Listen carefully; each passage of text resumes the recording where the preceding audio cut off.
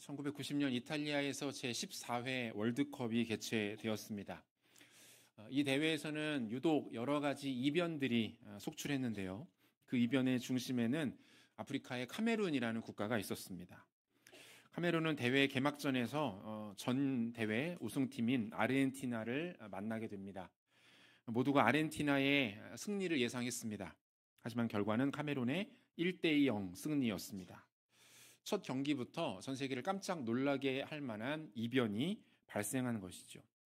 이후 카메룬은 죽음의 조라고 불리는 자신들이 속해 있었던 팀에서 강팀들을 줄줄이 꺾으면서 조 1위로 16강에 진출하는 쾌거를 이루게 됩니다.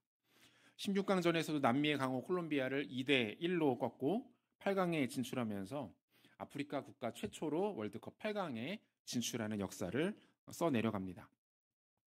당시까지만 해도 아프리카 축구는 선수들 개개인의 기량과 능력은 뛰어났지만 전술의 부재, 또 조직력의 약화 등으로 좋은 평가를 받지 못했고 자연스럽게 국제대회에서도 좋은 성적을 거두지 못했습니다. 하지만 당시 카메룬 감독이었던 소련 출신의 발레리 니폼니 씨는 전술에 능한 것으로 정평이 나 있던 감독이었습니다. 특별히 미드필더를 잘 쓰는 것으로 유명해서 중원에서부터 시작되어지는 공격과 수비 모든 전술을 잘 활용할 수 있는 감독이었던 것이죠. 카메룬 선수들 개개인의 뛰어난 기량에 또 전술에 능한 감독의 지도가 더해지자 팀은 강력해졌고 결과적으로 월드컵에서도 좋은 성적을 거둘 수가 있었던 것입니다. 전술이나 전략은 운동 경기 어떤 승패에서만 중요한 것은 아닙니다. 사실 우리가 살아가는 우리의 모든 인생과 여정과 삶의 모습 속에서 전술과 전략이 필요합니다. 작전이 있어야 된다라는 것이죠. 그것의 유무와 강약에 따라서 승부가 바뀌기도 합니다. 판 자체가 뒤집어지거나 지형 전체가 달라지기도 한다라는 거예요. 하나님께서 이스라엘 백성들을 직접 이끄시고 전투에 참전하십니다. 이 과정에서 여호와 하나님은 진정한 지휘관으로서의 면모를 드러내십니다. 무엇보다 하나님의 전략이 돋보입니다. 여호와 하나님 그분이 곧 이스라엘의 전략이었고 그분의 존재 자체가 이스라엘의 작전이 되었던 것이죠. 오늘 우리가 읽었던 본문을 자세하게 살피면서 우리에게 주시는 교훈과 지혜는 무엇인지 함께 묵상해 보도록 하겠습니다. 오늘의 본문은 하나님의 격려와 응원으로 시작이 됩니다. 본문 1절 말씀을 한 목소리로 같이 읽겠습니다. 여호와께서 여호수아에게 이르시되 놀라지 말라. 군사를 다 거느리고 일어나 아이로 올라가라. 보라, 내가 아이 왕과 그의 백성과 그의 성읍과 그의 땅을 다 내 손에 넘겨 주었으니. 자, 하나님께서 지금 여호수아에게 뭐라고 말씀하십니까? 두려워하지 말라, 놀라지 말라, 이렇게 말씀하세요. 이미 여호수아에게 한 차례 주셨던 말씀입니다. 언제였습니까? 여호수아가 모세의 뒤를 이어 이스라엘의 지도자로 세워지던 당시에 그를 격려하고 응원하시기 위해서 주셨던 말씀이었죠. 여호수아 1장 9절을 보니까 내가 내게 명령하는 것이 아니냐, 강하고 담대하라, 두려워하지 말며 놀라지 말라, 네가 어디로 가든지 네 하나님 여호와가 너와 함께 하느니라 하시니라, 이렇게 되어 있어요. 하나님께서 특정 대상에게 개인이든 공동체든 두려워하지 말라라고 말씀하시는 장면은 구약 성경에서만 무려 70회 이상이 나오는 장면입니다. 그리고 대부분은 전투와 전쟁을 앞둔 상황에서 주시는 말씀이에요. 무슨 뜻입니까? 전투를 앞두고 두려워하지 말라라고 말씀하시는 것은 승리를 주시겠다는 거죠. 패배하지 않게 하겠다. 내가 너의 편에 서겠다. 이 뜻입니다. 놀라지 말라라는 표현도 마찬가지예요. 원어를 보면은 놀라지 말라라는 표현보다는 오히려 겁내지 말아라, 이런 의미가 더 강한데요. 겁내지 않을 수 있는 이유, 겁낼 필요가 없는 이유가 뭡니까? 하나님이 그들과 함께 계시기 때문입니다. 내가 너와 함께 한다는 사실을 믿고 그것을 확인하고 두려워하거나 겁내지 말라, 이렇게 말씀하고 계시는 거예요. 첫 번째 아이성 전투에서 실패하고 패배한 이스라엘 백성들이 이제 다시 두 번째 아이성 전투에 도전합니다. 이 전쟁은 특별히 하나님의 이 격려와 이 응원의 말씀으로 시작되고 있는데 이것은 두 가지 의미를 갖습니다. 첫 번째는 관계가 회복되었다는 거예요. 다른 말로 죄의 문제가 이제 사라졌다 이 말입니다. 아간의 범죄가 있었습니다. 그 죄로 인해서 첫 번째 아이성 전투에서 이스라엘 백성들은 처참한 실패와 패배를 맛보게 됩니다. 이후 아간의 범죄가 하나님 앞에 다루어집니다. 죄의 전모가 드러났고 죄를 범한 자들이 심판을 받게 됩니다. 그러자 마치 아무 일도 없었던 것처럼 이전의 관계로 돌아가게 되었던 것이죠. 사랑하는 성도 여러분, 우리 신앙생활에서 가장 중요한 것 첫 번째를 꼽으라면 구원입니다. 구원받는 것 중요합니다. 우리가 신앙생활을 하는 이유는 하나님의 구원을 누리기 위함입니다. 두 번째는 구원받은 하나님 백성들에게 이제 중요한 것은 무엇입니까? 하나님과의 관계를 맺어가는 일이라는 거예요. 구원이 뭔지 모르는 사람, 다시 말해서 구원받지 못한 사람은 하나님과의 관계 자체에 관심이 없습니다. 그것이 뭔지도 모릅니다. 무슨 의미가 있는지도 알지 못해요. 하지만 구원받은 사람은 압니다. 예수 그리스도의 십자가 보혈로 영원한 생명을 얻은 사람은 분명히 알고 느낍니다. 이제 내 인생에서 가장 중요한 것은 하나님과의 관계구나. 내가 지금 하나님과 어느 정도 관계를 유지하고 있는 중이구나. 내가 하나님 앞에 실수하고 넘어져서 관계가 소원해졌구나. 관계가 어려운 상태구나. 본능적으로 알아요. 모를 수가 없습니다. 그리고 그것을 귀하게 여기면서 그것을 자신의 삶의 최우선의 가치로 두기 시작한다는 거예요. 구원받은 신자가 죄 짓지 않으려고 애쓰고 마귀의 유혹과 세상의 속삭임을 이겨내려고 애쓰는 이유도 바로 여기에 있습니다. 죄가 우리 가운데 들어오면 관계가 깨어지기 때문에 그렇습니다. 우리가 죄를 범하게 되면 하나님과의 관계가 소원해지기 때문에 그래요. 여러분, 우리가 구원받기 위해서 천국 가기 위해서 죄를 멀리하는 게 아닙니다. 구원받고 천국에 들어가는 것은 우리가 죄를 짓고 안 짓고의 문제로 결정되는 게 아니에요. 신자가 죄와 싸우고 죄를 멀리하는 이유는 단 하나입니다. 그 죄가 구원받은 우리와 하나님의 사이를 갈라놓기 때문에 그렇습니다. 죄를 짓게 되면 하나님 앞에 나올 수가 없는 거예요. 우리 마음이 무너져 버리기 때문에 그분 앞에 기쁜 마음으로 나가는 것이 어려워집니다.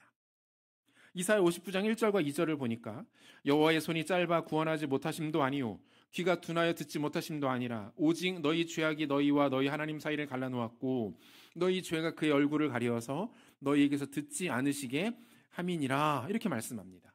뭐라고 말합니까? 죄가 하나님과 우리의 사이의 관계를 깨뜨린다는 거예요. 서먹하게 만들고 어색하게 만든다는 거예요. 우리가 기도하지 못하는 여러 가지 이유가 있겠지만 가장 결정적인 이유가 뭡니까? 여러분, 하나님과 친밀하지 않은 사람은 기도하기가 너무 힘듭니다. 기도하는 사람은 반대로 하나님과 관계가 친밀하다는 것을 의미하는 거예요. 우리가 일상에서도 그렇잖아요. 우리가 굳이 대화하고 싶지 않고 할 말이 없는 사람하고 마주하고 있으면 어떻습니까? 불편합니다. 빨리 그 자리를 떠나고 싶죠. 마찬가지. 하나님과 친밀하지 않은 사람, 하나님을 사랑하지 않는 사람은 그분 앞에 나와서 기도하지 않습니다. 관계가 없기 때문에, 가깝지 않기 때문에 할 말도 없고 그 말하고 대화를 나누는 것이 즐겁지가 않은 거예요. 예배도 마찬가지죠. 우리 승익교회 교우 여러분들은 제가 이전까지 경험했던 그 어떤 공동체보다 예배 태도와 분위기가 너무 좋으십니다. 듣기 좋으시라고 드리는 말씀이 아니라 진짜 사실이 그래요. 어떤 공동체에 가서 예배를 인도해 보면 진짜 마치 벽을 앞에 두고 이야기를 하는 것 같은 느낌을 받을 때가 있습니다. 이야기를 해도 반응도 없고 잘 쳐다보지도 않고 시계만 보고 마음이 어려운 거죠. 말씀을 들어도 반응이 없어요. 아멘으로 화답하지도 않습니다. 이렇게 딱 봐도 저분이 속으로 지금 다른 생각하고 계시는구나. 예배 끝나고 약속이 있는데 늦으면 안 되시는구나. 설교를 길게 하면 되게 싫어하겠다. 이렇게만 느껴져요. 수익교회는 그런 분들이 전혀 없으세요. 너무 감사한 일이죠. 여러분, 이런 일들이 왜 일어납니까? 하나님과의 관계가 깨진 거예요. 몸은 와서 예배 자리에 앉아 있는데 관계가 좋지 않기 때문에 예배에서 그 어떤 은혜도 받지 못하고 우리의 마음과 중심을 들여서 예배하지도 못하고 있는 것이죠. 하나님과 우리 사이를 갈라놓는 것, 깨뜨리는 것 단 하나입니다. 죄예요. 하지만 하나님은 당신의 백성들이 그 죄를 뉘우치고 회개하여 하나님께 돌아오는 것을 몹시 기뻐하십니다. 그 전에 얼마나 큰 죄를 지었던지, 얼마나 나쁜 짓을 어떻게 했는지 적어도 하나님께는 중요하지 않아요. 하나님께서 그거 보지 않으시겠다라고 말씀하세요. 죄를 뉘우치고 회개함으로 그 관계가 회복되는 것 자체를 주님은 기뻐하신다라는 것이죠. 열왕기상 21장 27절에서 29절까지 보면 이런 말씀이 있습니다. 아합이 이 모든 말씀을 들을 때에 그의 옷을 찢고 굵은 배로 몸을 동이고 금식하고 굵은 배에 누우며 또 풀이 죽어 다니더라. 여호와의 말씀이 디셉 사람 엘리야에게 임하여 이르시되 아합이 내 앞에서 겸비함을 네가 보느냐? 그가 내 앞에서 겸비함으로 내가 재앙을 저의 시대에는 내리지 아니하고 그 아들의 시대에야 그의 집에 재앙을 내리리라 하셨더라. 누구 이야기입니까? 이스라엘 모든 역사 가운데 가장 악한 왕으로 평가받는 아합의 이야기예요. 아합이 엘리야를 통한 하나님의 말씀을 듣고 그가 뉘우칩니다. 아, 내가 진짜 죄를 지었구나. 패역한 인생을 살았구나. 하나님이 내 모습을 기뻐하시지 않는구나. 그가 어떻게 합니까? 회개합니다. 자신의 죄를 뉘우치고 어떻게 해요? 금식하고 굵은 배로 몸을 동이고 하나님 앞에 자복하며 회개합니다. 그리고 하나님은 그의 이 모습을 기쁘게 여기시죠. 얼마나 하나님이 기쁘셨으면 엘리야에게 마치 자랑하시는 것 같아요. 야, 아합을 좀 봐라.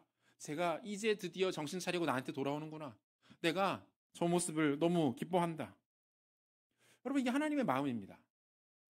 하나님은 우리가 하나님께로 돌이키기를 기다리고 계세요. 지난 한 주간에 우리에게 있었던 많은 죄들을 내려놓고 회개하고 주님께로 나아갈 때 하나님이 두 팔 벌려 우리를 안아주신다라는 거예요. 주님과의 관계가 회복될 것입니다. 우리의 죄는 사라지게 됩니다. 하나님 앞에서 죄를 다루는 것, 우리는 이것을 회개라고 말합니다. 전에 사랑하는 성도 여러분, 지난 한 주간 우리 가운데 어떤 일이 있었는지는 중요하지 않습니다. 얼마나 끔찍하고 얼마나 치명적인 죄를 범했는가, 하나님이 그것들을 따져 묻지 않으십니다. 우리가 그것들을 뉘우치고 그리스도의 보혈을 의지하고 십자가 보혈을 붙들고 주님께로 나아갈 때에 하나님이 우리를 다시 맞이하여 주시고 우리를 고쳐주실 줄로 믿습니다. 관계는 회복될 것이고 우리는 자유함과 진정한 영적인 기쁨을 얻게 될 것입니다. 본문 1절의 말씀이 갖는 의미 두 번째는 사명과 약속의 회복이 임하게 되었다라는 거예요. 이것 또한 놀랍죠. 여러분, 우리가 이렇게 살아가면서 그런 경우들이 있습니다. 누군가 나를 크게 실망시키는 일들을 당하게 됩니다. 심지어 배신하고 나에게 등을 돌리고 너무 마음을 어렵게 만드는 경우들이 있습니다. 그런데 어떠한 계기로 인해서 그 사람과 나의 관계가 다시 회복되는 경우들이 있죠. 이런 경우는 어떻습니까? 비록 그와 관계는 회복되었으나 그 이전의 신뢰까지 다시 되찾기는 참 어렵습니다. 그 사람에 대해서 여전히 마음 한구석에 불편함이 남아있는 거예요. 아, 내가 저거는 용서할 수 없지. 저 사람이 또 다시 나를 배신하면 어쩌나. 내가 다시는 저 사람 때문에 상처받는 일은 없어야겠지. 너무 자연스러운 반응이죠. 그런데 여러분, 우리 주님은 그러지 않으시다는 거예요. 한마디로 뒤끝이 없으시다. 마치 아무 일도 없었던 것처럼 여호수아와 이스라엘 백성들을 대하고 계세요. 주님의 모습을 보면 마치 아간의 범죄 사건이 존재하지 않았던 것처럼 보이기도 합니다. 뭡니까? 다시 기회를 주고 계시는 거예요. 여전히 또다시 이스라엘 백성들과 여호수아에게 사명을 맡기십니다. 야, 너 한번 실수했지? 너 실패했잖아. 이제는 끝이야. 용서는 하지만 너랑 같이 일 안 해. 이렇게 접근하지 않으신다는 거예요. 또다시 신뢰해 주시고 또다시 약속을 주시고 또다시 마음을 주시고 그 관계를 이어나가시는데 어떻게 해요? 마치 그 실수와 실패가 없었던 것처럼 전적인 회복이 이스라엘 백성들 가운데 일어나고 있는 거죠. 부활하신 예수님께서 베드로를 찾아가십니다. 베드로는 예수님을 3번이나 부인하고 다시 예수님 만나기 이전의 삶으로 돌아갔어요. 예수님은 그를 사람 낚는 어부로 부르셨는데 베드로는 다시 물고기 낚는 어부가 되어 있었습니다. 예수님 만나기 전으로 완전히 돌아가 버린 거예요. 예수님께서 베드로를 위하여 육지에 숯불을 피워놓으셨습니다. 그를 위해서 정성껏 아침 식사도 준비하셨어요. 몸과 마음과 영혼이 지칠 대로 지친 베드로에게 주님이 물으십니다. 요한의 아들 시몬아, 네가 나를 사랑하느냐? 베드로가 대답합니다. 주님, 그렇습니다. 내가 주님을 사랑하시는 줄을 주님이 잘 아십니다. 예수님은 베드로에게 이 질문을 3번 던지십니다. 여러분, 이 장면 자체가 하나의 메시지이죠. 숯불 앞에서 예수님을 3번 부인하고 넘어진 베드로. 예수님께서 다시 그 앞에 숯불을 피워주시고 베드로에게 물으십니다. 네가 나를 사랑하느냐? 그리고 그에게 동일하게 3번의 회복의 기회를 주시는 거예요. 베드로가 정확하게 실패한 지점에서 예수님께서 동일한 상황을 만들어주시고 그가 가지고 있는 영적 트라우마와 실패를 극복할 수 있도록 그에게 물으십니다. 네가 나를 사랑하느냐? 주님, 내가 주님을 사랑하는 줄을 주님이 아십니다. 베드로가 회복됩니다. 이 자리에서 베드로는 살아나요. 주님께서 실패하고 깨어지고 무너진 베드로에게 다시 기회를 주시고 목양의 약속을 주시죠. 내 양떼를 먹이라, 양떼를 치라. 그를 온전히 회복시켜주고 계시는 거예요. 사랑하는 성도 여러분, 우리도 마찬가지입니다. 하나님께서 회복시키지 못하실 죄는 없습니다. 하나님께서 용서하지 못하시는 죄도 없어요. 그러므로 신자는 무슨 일이 있어도 하나님 앞에 회개하는 것을 포기해서는 안 됩니다. 나는 도저히 부끄러워서 더 이상 회개하지 못하겠다. 나도 염치가 있지. 이렇게 죄를 많이 짓고 똑같은 죄에 계속 넘어지는데 이 죄를 가지고 주님께 나가면 주님이 진짜 용서해 주실까? 아니요. 교만한 마음이. 하나님을 내 수준으로 낮춰서 보는 거예요. 우리가 생각하는 그 정도의 하나분이 아니십니다. 회개하기를 포기해서는 안 됩니다. 우리가 우리 죄를 가지고 우리 연약함과 깨어짐을 가지고 주님께로 나아가 그것을 주님께 모두 쏟아놓을 때에 어떤 일들이 일어나게 됩니까? 히브리서 10장 16절과 17절 말씀인데요. 한 목소리로 같이 읽겠습니다. 주께서 이르시되 그날 후로는 그들과 맺을 언약이 이것이라 하시고 내 법을 그들의 마음에 두고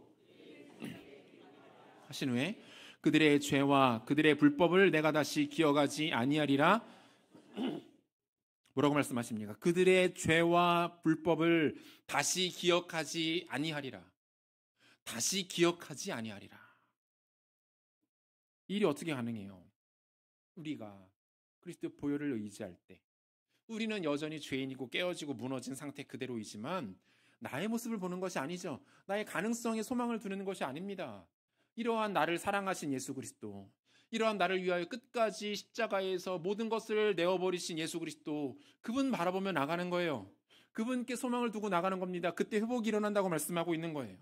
우리가 지었던 죄와 모든 허물과 연약함을 우리 주님께서 기억하지 않으시겠대요. 우리를 보시는 것이 아니라 십자가에 달리신 자신의 아들 예수 그리스도를 바라보시면서 우리의 죄를 기억하지 않으시겠다라고 말씀하고 있는 거예요. 사랑하는 성도 여러분, 우리가 왜 회개하는 것을 포기하지 말아야 합니까? 살 수 있는 방법이 그거밖에 없는 거예요. 예수의 십자가, 그리스도의 보혈, 그것이 아니고서는 나의 죄가 씻겨질 방법이 없고, 그것이 아니고서는 내 죄가 해결될 방법이 없고, 그것이 아니면은 죄인된 내가 구원받을 길이 없기 때문에 그분께 또 나아가서 엎드리는 겁니다. 우리의 죄를 가지고 회복시키시는 그리스도께로 나아가 회개하며 하나님의 회복과 은혜를 구하시는 성도님들 되시기를 소원합니다. 하나님께서 친히 이스라엘 백성들을 지휘하셔서 작전을 수행하십니다.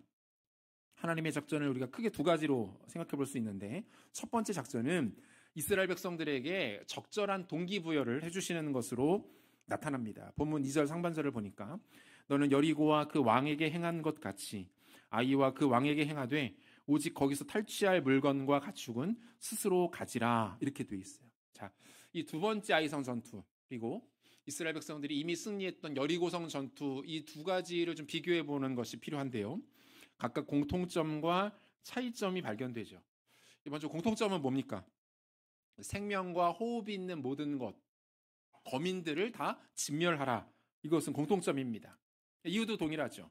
아이성 거민들 역시 이 가나안 문화를 가지고 있는 사람들이었고 자연스럽게 온갖 수많은 이방의 우상들을 섬기던 삶을 살던 사람들이었기 때문에 그들을 제거하는 것이 마땅하다, 이렇게 말씀하고 있는 거죠. 차이점 뭡니까? 이번에는 전리품을 가져도 좋다는 거예요. 전투를 하고 나서 얻게 된 그것들의 좋은 물건들, 가축들, 좋아 보이는 것들 너희들 가지라는 거예요.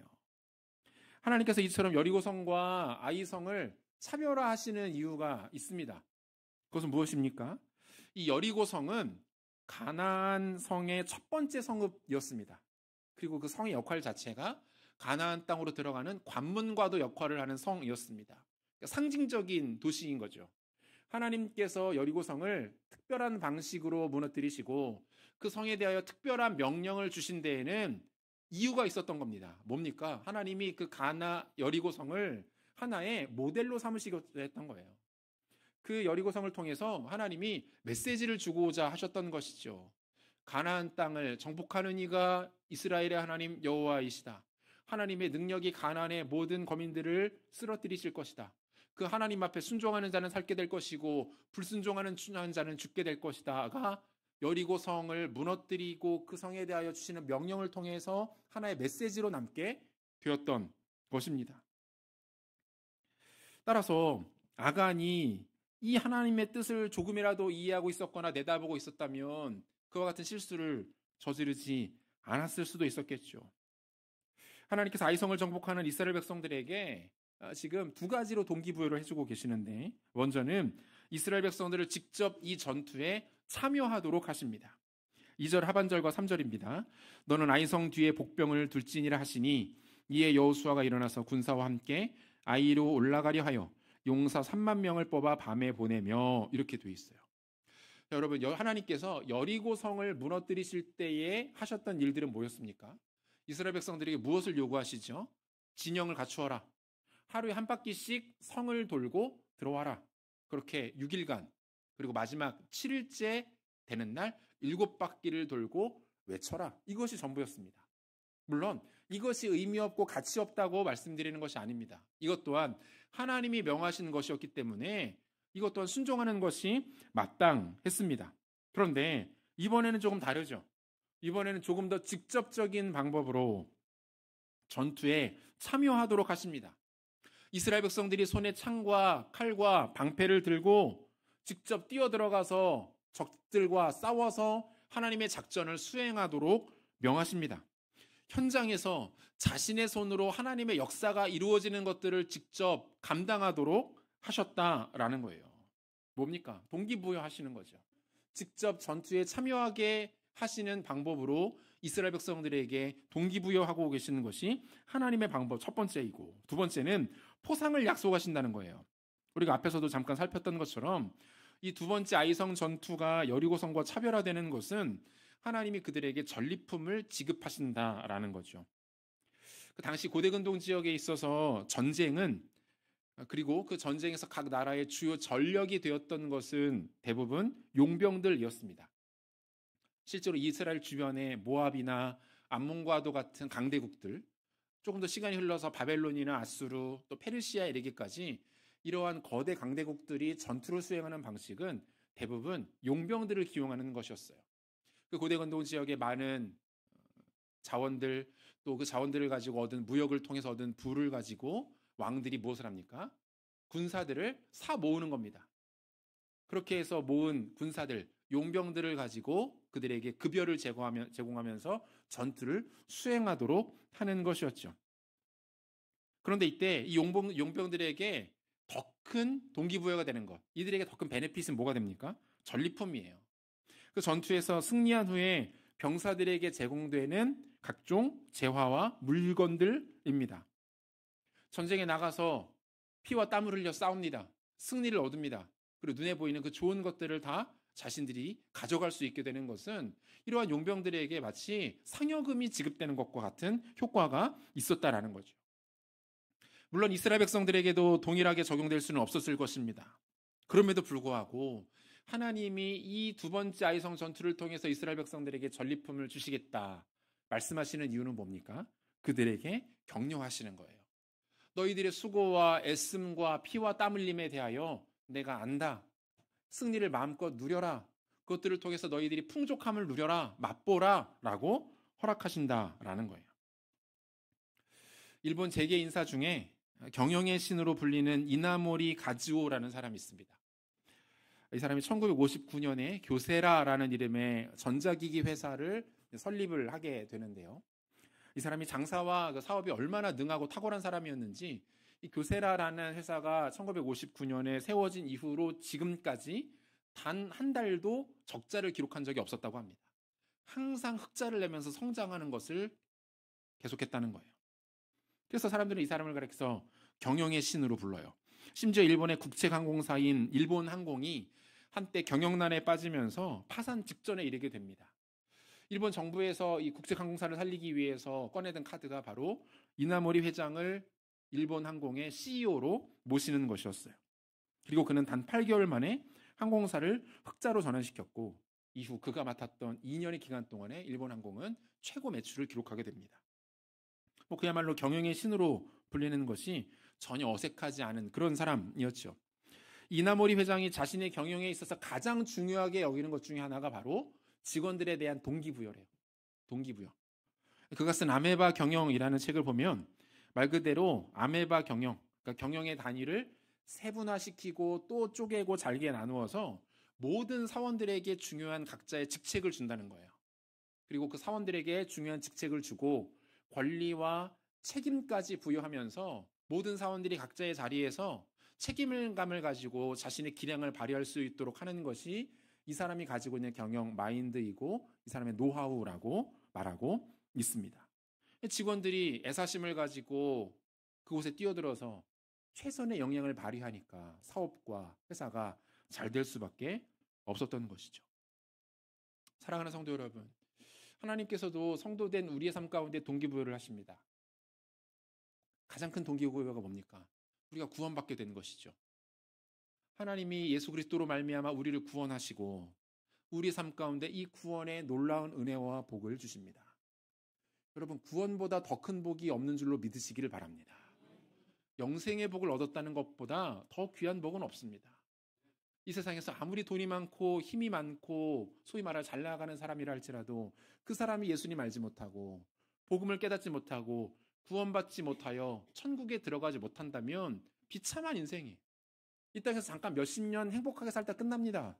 하지만 우리는 다르죠. 영원히 하나님 나라에서 주와 같이 왕노릇하며 영생의 복락이 우리 가운데 약속되었음을 믿으시기를 바랍니다. 따라서 이 복음을 선물로 받게 된 사람은 절대로 복음을 알기 전의 모습으로 돌아갈 수 없습니다. 왜 그렇습니까? 그 복음으로 말미암아 구원으로 말미암아 그 존재 자체가 바뀌었기 때문에 그래요. 생각하는 게 바뀌었습니다. 바라보는 게 달라요. 목표하는 것 이전과는 다를 수밖에 없습니다. 이전에는 자신의 이기적인 목적을 위해서 살았습니다.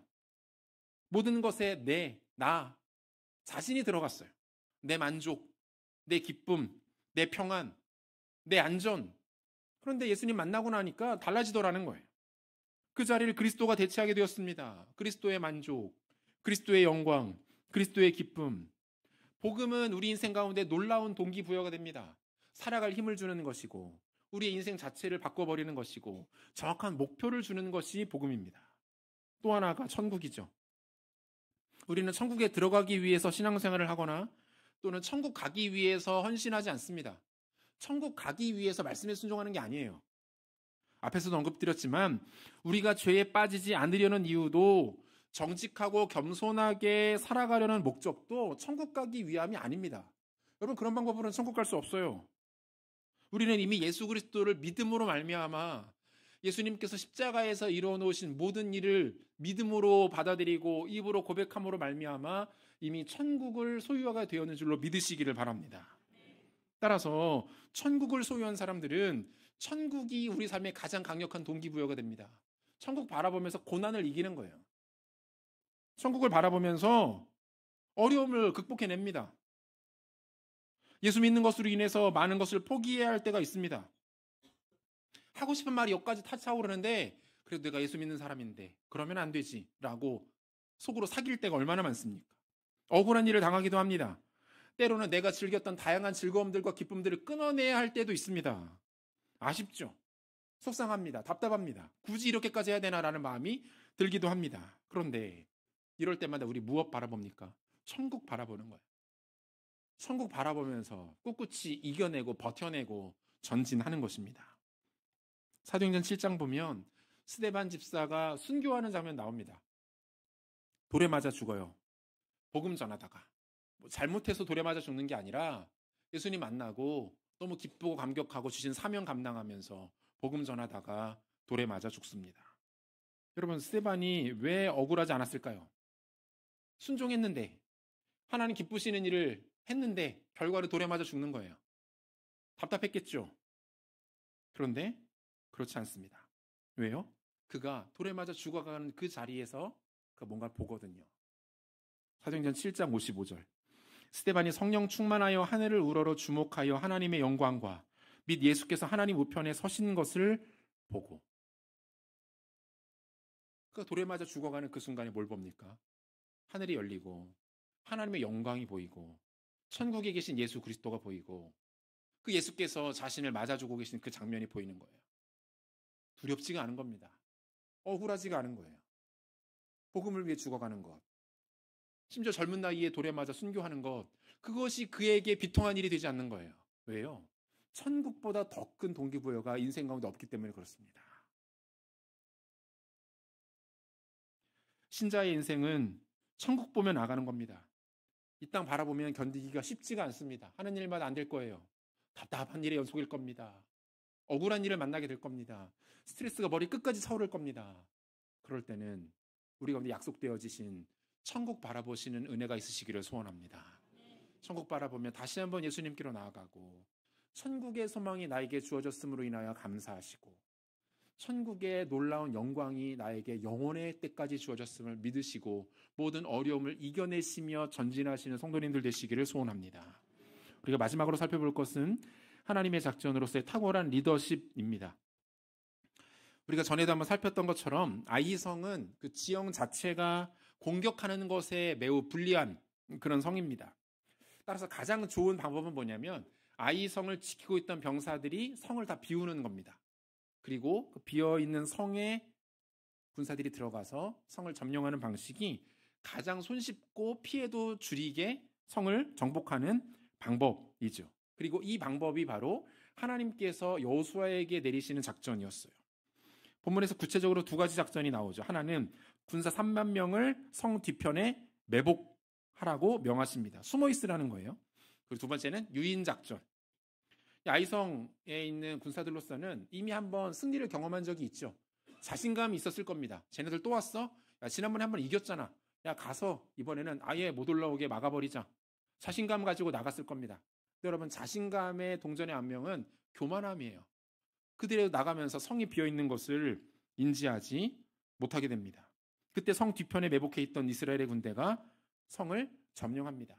쫓기는 척하던 이스라엘의 군대가 갑자기 방향을 바꾸어서 공격해오기 시작합니다. 이미 성을 점령한 또 다른 이스라엘 군대가 성을 나와서 아이성의 군사들을 양쪽에서 포위하여 공격하기 시작합니다. 그리고 다음 주에 아마 이 장면을 구체적으로 보게 될 텐데 이게 뭡니까? 필승의 전략. 진리야 질 수 없는 작전이 지금 하나님께로부터 이스라엘 백성들에게 하달되고 있는 것이죠. 여러분, 재미있는 건 뭡니까? 이 불과 며칠 전에, 얼마 전에 이스라엘이 전투를 치렀던 상황과 장소는 똑같습니다. 그죠? 그때는 교만함에 취해서 대책 없이 올라갔다가 다 패배했어요. 무려 36명이나 목숨을 잃었습니다. 그런데 이번엔 달라요. 정확한 규모, 그리고 정확한 체계의 병력들이 필승의 전략을 가지고 적을 상대하기 시작합니다. 그리고 이전과는 전혀 다른 승리를 거두게 되는 것이죠. 차이점 단 하나, 뭡니까? 리더가 누구인가? 누구의 지시와 통제를 받는가? 이 단 하나의 차이가 모든 것을 바꿔버렸습니다. 상황은 똑같아요. 공격해야 될 대상, 우리가 가지고 있는 힘, 지형, 환경, 모든 것이 그대로예요. 그런데 결과는 완전히 달라졌어요. 무엇이 바뀌었습니까? 리더가 바뀌었습니다. 여호와 하나님이 리더가 되시니까 결과가 달라지더라는 거예요. 사랑하는 성도 여러분, 하나님만을 유일한 리더로 섬기시며 살아가시는 인생들 되시기를 축복합니다. 다른 것이 우리의 리더가 되어서는 안 됩니다. 우리가 의지하는 어떤 사람, 돈, 명예, 성공, 안정감, 가정, 아니요. 그 무엇도 우리의 삶을 이끌어서는 안 됩니다. 그 자리에 있도록 두어서는 안 됩니다. 끌어내려야 합니다. 그 자리는 하나님만 계셔야 되는 자리예요. 하나님만이 우리의 지도자 되셔야 하고, 하나님만이 교회의 주인 되셔야 하고, 하나님만이 우리 가정의 왕이 되셔야만 우리의 인생 형통하게 됩니다. 교회가 일어납니다. 가정이 복을 받게 되는 거예요. 18세기 프랑스의 정치인이자 외교관이었고 무엇보다 나폴레옹의 책사로 잘 알려진 샤를 모리스 드 탈레랑이라는 사람이 있습니다. 이 사람이 남긴 그 유명한 말이 하나 있는데요. 한번 들어보시죠. 나는 한 마리의 양이 이끄는 100마리의 사자 군대보다 한 마리의 사자가 이끄는 100마리의 양의 군대가 더 두렵다. 무슨 말입니까? 쉽게 말하면 양이 이끄는 사자 떼보다 사자가 이끄는 양 떼가 훨씬 강하다는 거예요. 양 한 마리가 이끄는 100명의 사자 무리보다 사자 한 마리가 이끄는 100명의 양 떼가 훨씬 무서운 존재라는 거예요. 무슨 차이입니까? 리더십이죠. 리더가 누군가? 이끌어가고 지도하는 존재가 누군가? 앞서서 끌어가는 존재가 누군가? 이것이 사실상 모든 것을 결정한다는 거예요. 여러분, 사사시대의 이야기가 이것을 우리에게 잘 보여줍니다. 사사시대 약 400년의 기간 동안에 하나님께서 다양한 사사들을 세우셔서 이스라엘을 다스리십니다. 사사들 하나하나 면모를 보면은 제대로 된 사람이 하나도 없어요. 다 부족해 보입니다. 하자가 있어요. 문제가 있습니다. 그런데 그때그때마다 하나님께서 이스라엘 백성들로 하여금 승리하도록 하십니다. 가장 단적인 예가 에훗이라는 사사 아닙니까? 성경에 보면 그가 왼손잡이라고 나와 있는데 왼손을 잘 쓰는 사람이 아니라 왼손에 장애가 있는 사람이에요. 오른손에 장애가 있는 사람. 오른손에 장애가 있어서 오른손을 사용할 수 없는 사람. 그래서 왼손만 쓰는 사람. 에훗이었어요. 하나님께서 그런데 그를 사사로 들어 쓰시니까 그를 통하여서도 위대한 승리가 나타나더라는 거예요. 이스라엘이 그를 통하여서 구원을 받고 형통을 누리고 복을 받더라는 거예요. 사사기 3장 29절과 30절. 그때 모압 사람 약 10,000명을 죽였으니 모두 장사요 모두 용사라. 한 사람도 도망하지 못하였더라. 그날에 모압이 이스라엘 수하에 굴복하매 그 땅이 80년 동안 평온하였더라. 에훗은 지체장애인이었습니다. 오른손을 못 써요. 왼손밖에 못 쓰는 사람.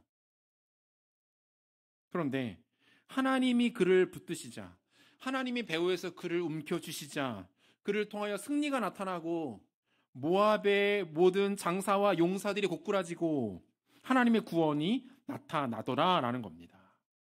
사랑하는 성도 여러분, 여호와 하나님만을 리더로 모실 수 있기를 바랍니다. 모든 강함과 능력과 탁월함과 지혜는 여호와께로부터 옵니다. 모든 좋은 것과 선한 것은 하나님께로부터 나옵니다. 우리 눈앞에 희망이 보이지 않아도 낙심하지 마십시오. 하나님을 리더로 모셔드리십시오. 그분이 우리의 삶을 주도하도록 하십시오. 그분이 우리의 왕 되심을 선포하세요. 그분으로부터 강한 것이 나오고 그분으로부터 승리가 나오고 그분으로부터 지혜와 영광과 탁월함이 나오게 될 줄로 믿습니다. 하나님을 리더로 모시면 성공합니다. 승리합니다. 이겨낼 수 있습니다. 돌파할 수 있습니다. 하나님의 능력이 여러분들의 삶 가운데 나타나게 될 것입니다. 말씀 뵙겠습니다. 독일의 철학자 쇼펜하우어가 이런 말을 했습니다. 인생이란 고통과의 끝없는 전쟁이다. 우리 인생 자체가 전쟁이라는 거예요. 고통과의 끝없는 전쟁. 그러므로 이 전쟁 가운데 전략과 전술이 반드시 필요합니다. 인생을 살아가는 모든 사람에게는 이 전략과 전술이 필요해요. 우리의 힘과 지혜, 능력으로 만들어낼 수 없습니다. 전쟁에 능하신 하나님 붙들어야 합니다. 하나님이 우리의 지휘관 되어주셔야 합니다.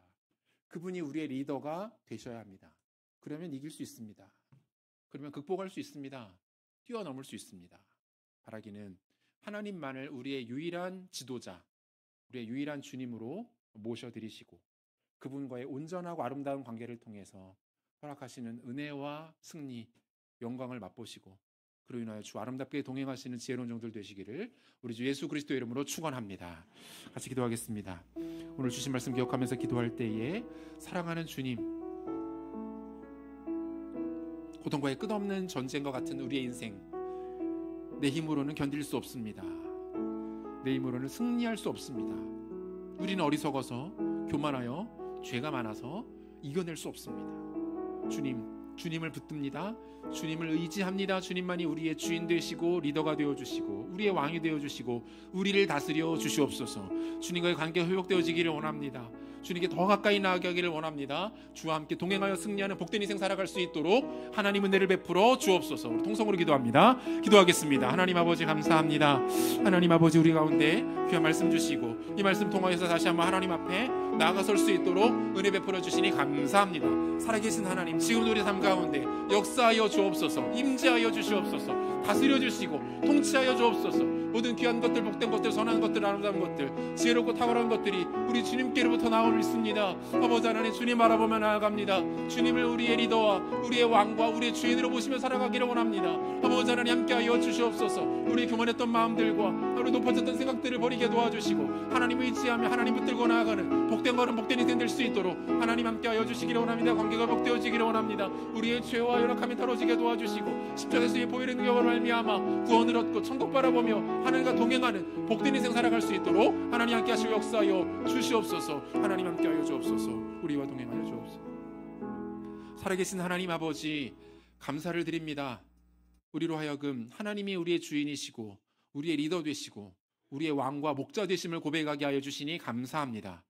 하나님, 우리를 나사렛 예수 그리스도의 이름으로 구원하여 주시고 십자가 보혈의 공로와 능력으로 말미암아 하나님의 영원한 자녀 삼아 주셨습니다. 우리에게 허락하여 주신 구원의 은혜와 천국의 약속을 바라보며 나아갑니다. 하나님, 내가 나의 주인 되지 않게 하시고 세상의 가치들이 우리의 왕삼 되지 않도록 하나님 은혜를 베풀어 주시옵소서. 어느 순간이나 주님을 주로 모시고 주님 뒤를 따라갈 수 있는 겸손함과 충성됨이 있게 도와 주시옵소서. 주님과 함께함으로 말미암아 우리 삶에 기가 막힌 전략들, 전순들이 펼쳐지고 하나님의 탁월함과 지혜와 명철이 나타나게 되어지고 그와 함께 하나님의 영광을 마음껏 누리며 살아가는 복된 인생들, 가정들, 수인교회 될 수 있도록 주님 은혜를 베풀어 주시옵소서. 그렇게 일하실 주님을 기대하며 존귀하신 예수 그리스도 이름으로 기도합니다.